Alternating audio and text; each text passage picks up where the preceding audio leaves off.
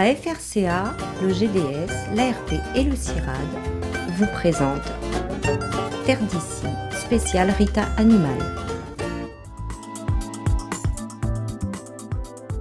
En ce début du mois de mai, la mauvaise nouvelle est tombée. Alors que la Réunion en était jusqu'à présent indemne, le Varroa destructor, un parasite de l'abeille, a été découvert récemment dans un rucher du chef-lieu.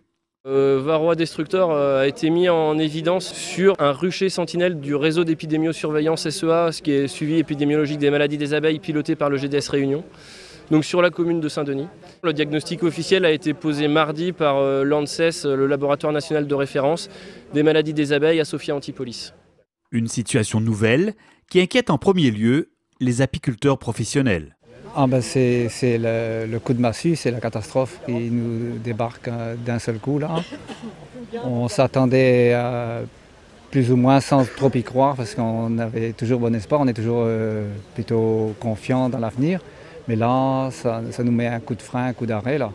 On fait face à un acarien qui est très très dangereux pour l'abeille et donc on aura des pertes de colonies, ça c'est sûr, et beaucoup de pertes de récolte aussi en même temps, quoi. Pour l'heure, le parasite a formellement été identifié et repéré dans plusieurs ruchers situés dans le nord, l'est et le sud. Piloté par la DAF et le GDS Réunion, la prospection du Varroa se poursuit dans toute l'île. Et en fait, on essaye à l'heure actuelle, on a 4 semaines pour objectiver au mieux la situation épidémiologique du Varroa à l'île de la Réunion. Faire un état des lieux. C'est ça, faire un état des lieux qui est capital en fait, qui va nous permettre en fait de savoir, d'adapter la stratégie qu'on va mettre en place dans les jours qui viennent. Les services de l'État, notamment la DAF, est extrêmement à l'écoute des apiculteurs et des professionnels pour adapter au mieux les stratégies. Et ce qui est très important, c'est que voilà, en fait, on va dire, est-ce que dans 4 semaines, est-ce qu'on va partir sur une stratégie de contrôle de la population de Varroa, essayer de la maintenir la plus basse possible, ou est-ce qu'on partira sur du vivre avec, et puis là, avec le déploiement de différentes modalités d'action pour les apiculteurs. D'ores et déjà, un arrêté préfectoral interdit toute transhumance et déplacement d'abeilles sur l'île. Par ailleurs, les possesseurs de ruches, même amateurs, ont l'obligation de les déclarer au service de la DAF. Si chacun se disperse dans son coin, on est foutu. Donc il faut qu'on travaille ensemble, voir ensemble qu'est-ce qu'on peut faire pour l'avenir. On doit parler d'une seule voix, pour nous-mêmes, pour notre avenir, mais aussi vis-à-vis de l'administration, et qu'on dise aussi ce qu'on pense et qu'est-ce qu'on peut faire. On doit aider l'administration aussi. Nous, les professionnels sont nous. Si tout le monde est ensemble, on pourrait arriver à passer ce cap avec moins de difficultés. C'est désormais une certitude. Le Varroa destructor, un acarien parasite de l'abeille, est bien présent dans plusieurs ruchers de la Réunion. Piloté par les services de la DAF et du GDS Réunion, la lutte contre le ravageur s'organise.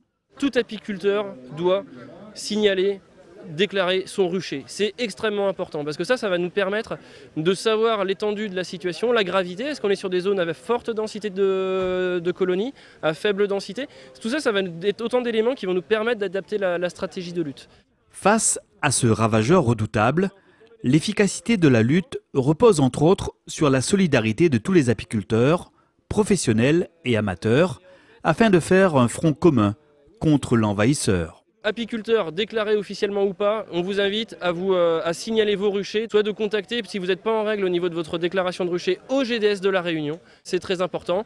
Afin de gagner du temps, les apiculteurs peuvent également effectuer eux-mêmes le test du sucre glace pour détecter la présence de Varroa dans le rucher.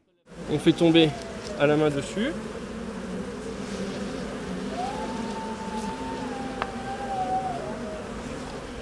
Donc, on ferme, là c'est bon, on peut refermer. Et là pendant 1 minute.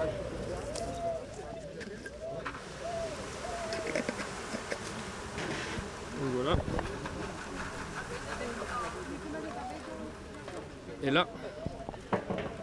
Et là c'est négatif. En fait, le sucre glace, il a 2 intérêts. Le premier, c'est de ne pas tuer les abeilles qu'on prélève. Parce que là, vous voyez, bon, il y en a peut-être 1 ou 2 qui ont été secouées, mais là, toutes les abeilles sont vivantes.